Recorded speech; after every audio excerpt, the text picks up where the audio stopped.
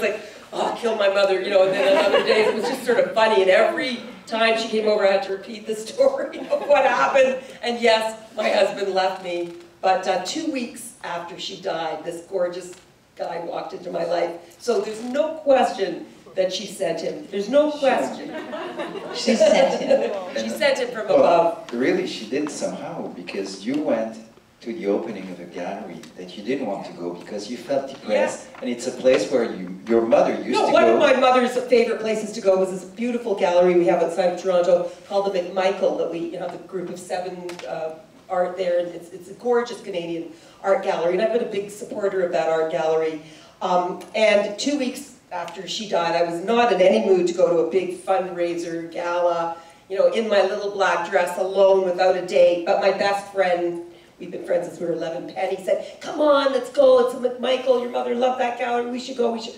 I went, okay, so we go to this art gallery gala, and I'm sitting there, and my girlfriends, you know, are going around schmoozing, and all of a sudden I see this really cute guy walking towards me, guy with a little gray goatee.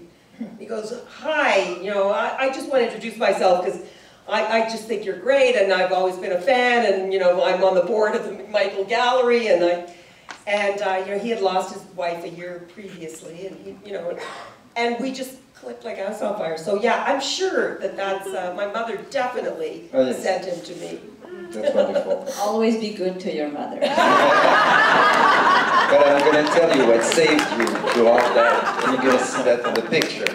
That's what saved them, the dogs. The dog. That's another passion they have both. Yeah. Oh, Lise Watier, ses chiens, c'est un bonheur, c'est pour ça qu'elle l'appelle Folie. Normalement, elle serait ici avec moi, mais elle était malade cette nuit. Ah bon? Je réveille mon mari à 3 h du matin, je dis à mon mari, il faut qu'on s'en aille à l'hôpital vétérinaire. Moi, je demeure au centre-ville, l'hôpital vétérinaire est à la Chine, parce que la petite pleurait. Elle pleurait, puis doux, pas jappé. Comme ça, oh mon cœur.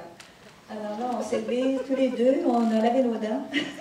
On est partis à l'hôpital à la Chine. Et puis finalement, là, elle est revenue chez nous, puis ce soir, elle se repose avec mon mari. Her second best. Comme mon mari l'a dit.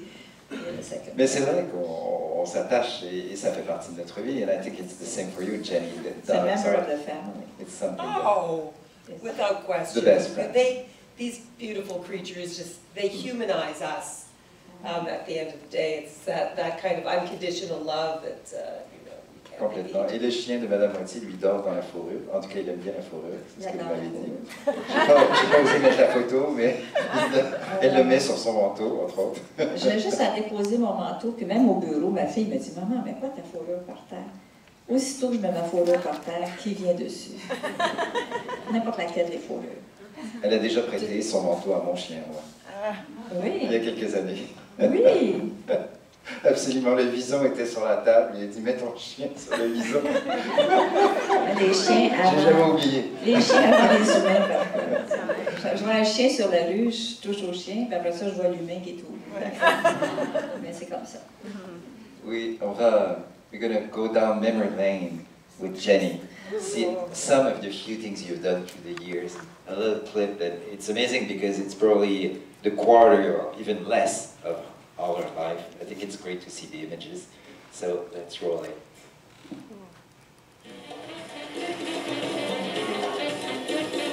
Oh, look who's on the plane. I'm Jeanne Beker. Jeanne Beker, fashion, television. Yeah. Okay, thanks. Yes, I'm here, and this is insane. And never in my wildest dreams did I think I'd be following the pack after Lise Watier. Get out of here. On to the next show. Come on, onward. Oh, no, it's not gonna... Ah! We're gonna go. C'est la vraie lèche, mais We get that on. We're in China with the police, and we're gonna have an exclusive interview. And information at the same time. Okay, so they told us to wait, but we defied them. Paul, did you enjoy your tape this season? It is fantastic.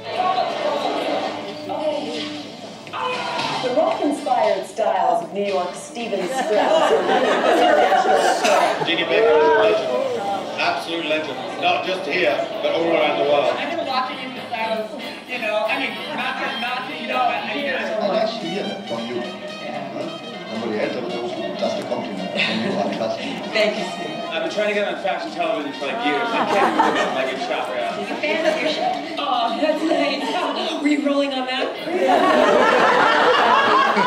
15 years as long as I've been on these runways. Oh, fashion television. I remember watching this when I was a kid. Yeah, I did. For 25 years. Yeah, I watched you like in Arkansas. Well, I hope we inspired you. Yeah, thank you, you did. You were one of the first reporters ever to even look at me as a designer and not ask me questions about my music. And, you know, I appreciate it, Mom. Yeah, no doubt. So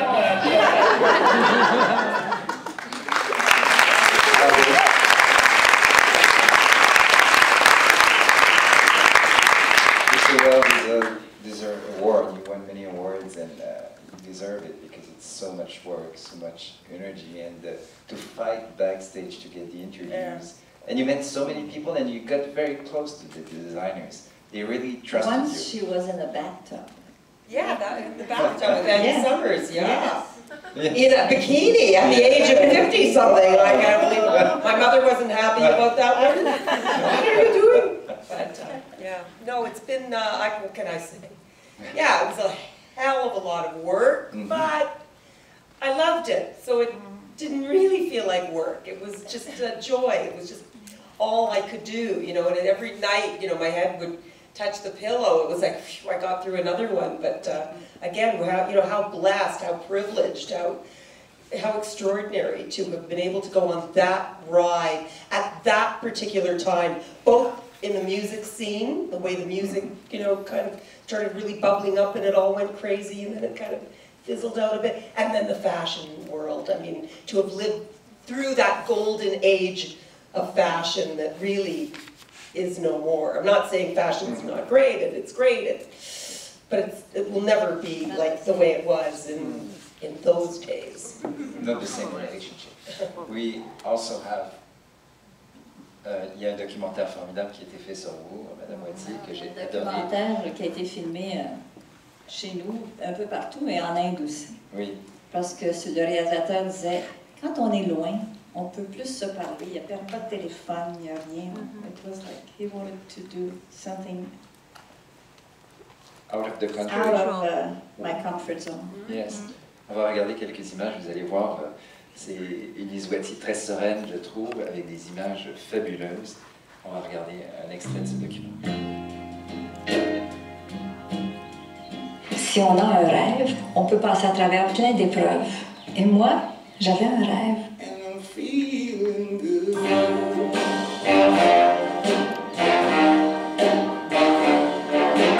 C'était elle la plus folle, celle qui osait le plus. C'est une icône, Lise Watier, pour les femmes de ma génération. C'est une machine à idées, une perfectionniste qui remet même en question ses propres idées.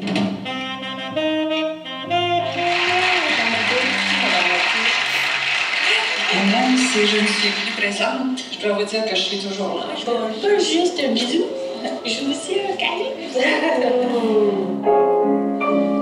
C'était mon rêve d'ouvrir le monde parce que je voulais prouver aux gens que chez nous, tout était possible. Son rêve, ben, je me le suis approprié dès le début. Quand je me suis vue aux prises avec les banquiers qui m'ont carrément refusé, puis je me suis dit, mais là, si je n'ai pas d'aide financière, c'est fini. La journée où il a été décidé de fermer l'international pour se concentrer au Canada, c'était mon rêve qui se démolissait. C'est une femme d'affaires. C'est une femme qui lâchera pas prise. On dit qu'elle prend sa retraite, mais vous savez, un entrepreneur, c'est un entrepreneur. À découvrir. Bravo. Décision très difficile de vendre votre entreprise, de quitter la direction. Et ça, j'imagine qu'on y met tout son cœur, son énergie, donc en 2007 de vendre, et de quitter la direction en 2013. On vous voit très émotive d'ailleurs. Je suis émotive, pas parce que je cède mon poste à un nouveau président, mais je suis émotive parce que j'ai eu des témoignages de 160 employés sur vidéo qui me disaient tout l'amour, toute l'affection. Et puis là, ben, je pleurais Puis quand c'est passé aux nouvelles, les gens pensaient que je pleurais parce que je donnais la direction à quelqu'un d'autre. Je pleurais parce que j'avais vécu trop d'émotions. Puis j'ai la larme facile, je dois le dire. J'ai la larme facile. J'ai la sensibilité à fleur de peau. C'est un défaut, mais qu'est-ce que vous voulez? Je suis née avec, je n'ai pas pu m'en débarrasser. Ce qui est bien, c'est que même si vous avez quitté la direction, vous n'avez pas cessé votre engagement envers les femmes. Et ça, c'est toujours important pour vous.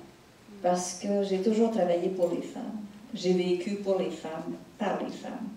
Et de redonner aux femmes, pour moi, c'est un naturel. Alors, la Fondation Lise Watier, qui existe maintenant depuis 5 ans, a pour mission d'aider les femmes à devenir financièrement indépendantes.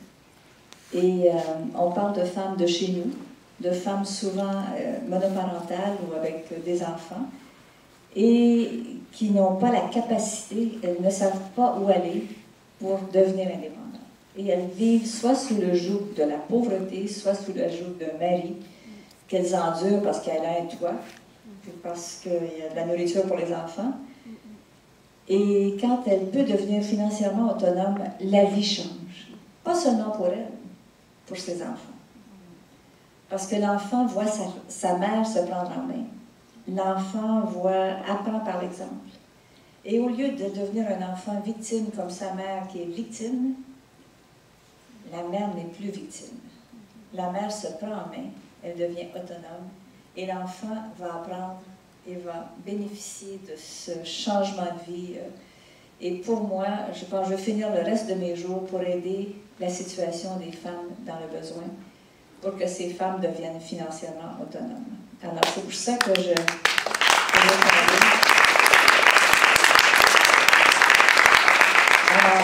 quête maintenant. Je suis devenue une quêteuse professionnelle. C'est extrêmement dur. Moi, je suis habituée à donner, mais c'est très difficile de demander. Mais je le fais au nom de toutes les femmes qu'on aide, que ce soit des jeunes dans la rue qui retournent aux études avec des bourses, non seulement pour les études, mais pour les aider avec leur famille, leurs enfants.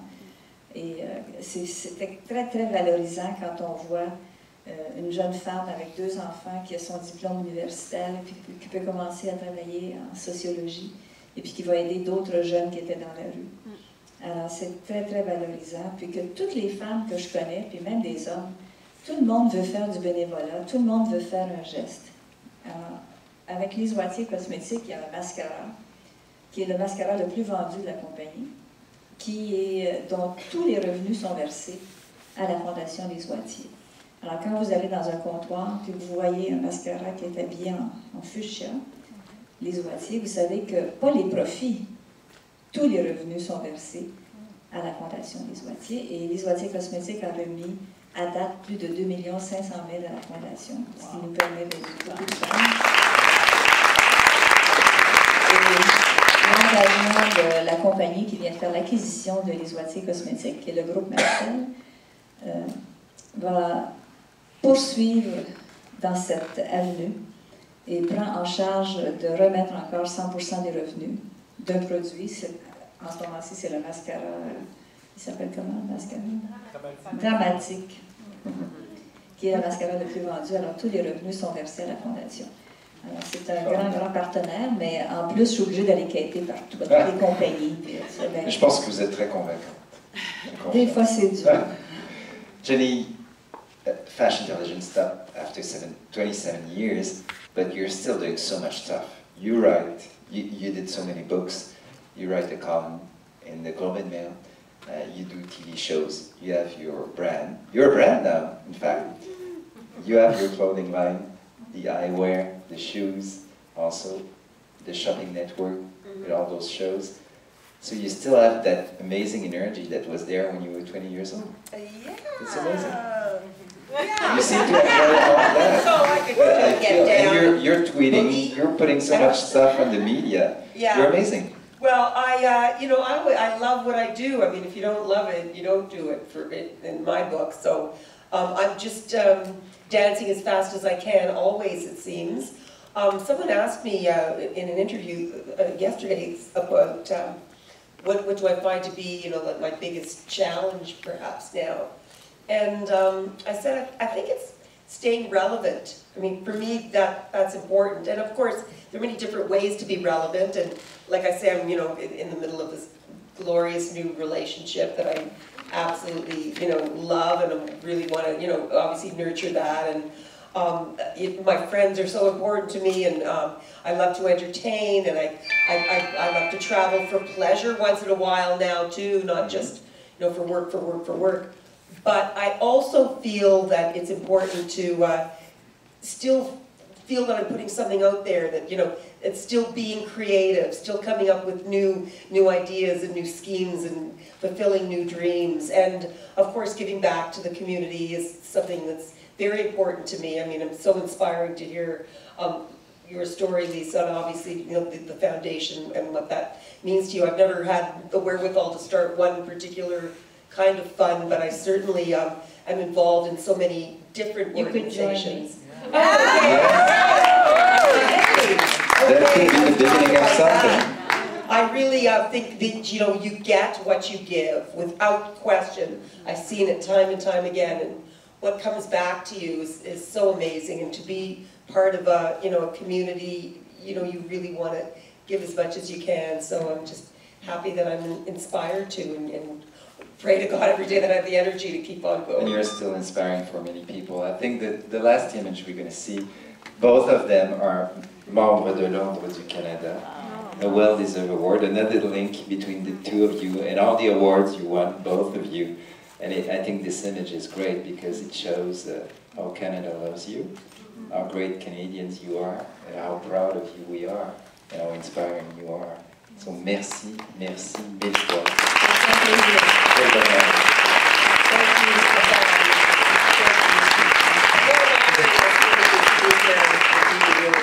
We do meet occasionally. We've met through the years, but I admire the fact that you are so capable of meeting anyone and be at ease. I'm too shy to do that. But you are the daring one. The daring. Okay, that's something to live up to. There's something I would have liked to tell you dans 3 minutes. Oui. C'est mon aventure à Paris. Oui. Je pense que vous l'avez peut-être entendu, mais je pense que ça peut vous donner une idée de, des fois, comment il faut... La volonté. Il faut beaucoup de volonté. Alors, je suis, par pur hasard, je ne vous raconterai pas toute l'histoire, mais par pur hasard, je me retrouve aux ailes de la mode à Brossard.